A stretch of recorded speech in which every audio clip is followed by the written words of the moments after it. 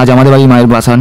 আজকের মায়ের ভাসান শুধু নয়, থাকবে নাচ গান, আরও অনেক কিছু থাকবে। লাস্টের দিকে যেটা থাকতে চলেছে তাতে আপনারা খুশিই হবেন।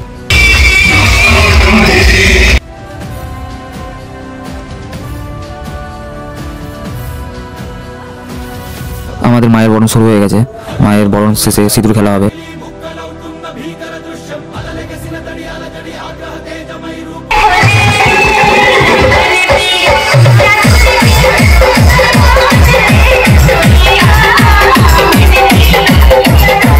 আমাদের খিচুড়ি বানানো স্টার্ট করে দিয়েছি। আমরা প্রত্যেক বছরই পাড়ার লোক আর আত্মীয় স্বজন মিলেই খিচুড়ি খাওয়া দাওয়া করি, কিন্তু এবছরে আমরা আলাদা কিছু করব, কারণ মা আমাদের রাস্তায় ছিল, তাই রাস্তা থেকে মাকে আমরা নিয়ে এসেছিলাম। সেই কারণে আজকের এবছরে আমরা আলাদা কিছু করে ভাবনা চিন্তা করেছি যে মাকে রাস্তায় নিয়ে এসে, কারণ মা এবছর আমাদের রাস্তা থেকেই আনা হয়েছে। সেই জন্য মার কথা ভেবেই এবছরে আমরা রাস্তার মানুষকে খাওয়া দাওয়া দেবো, কারণ কোনো বছরই আমরা রাস্তার মানুষকে খাওয়া দাওয়া দিইনি, কারণ আমাদের নিজেরাই খাওয়া দাওয়া করতাম। রাস্তাকে খাওয়া দাওয়ার মতন চিন্তাভাবনা ছিল না এবছরের পরিকল্পনা, কারণ মাকে আমরা রাস্তা থেকে নিয়ে এসেছিলাম। সেই জন্য আমরা রাস্তার মানুষের পাশে দাঁড়িয়ে এবছরে খাওয়া দাওয়া দেবো।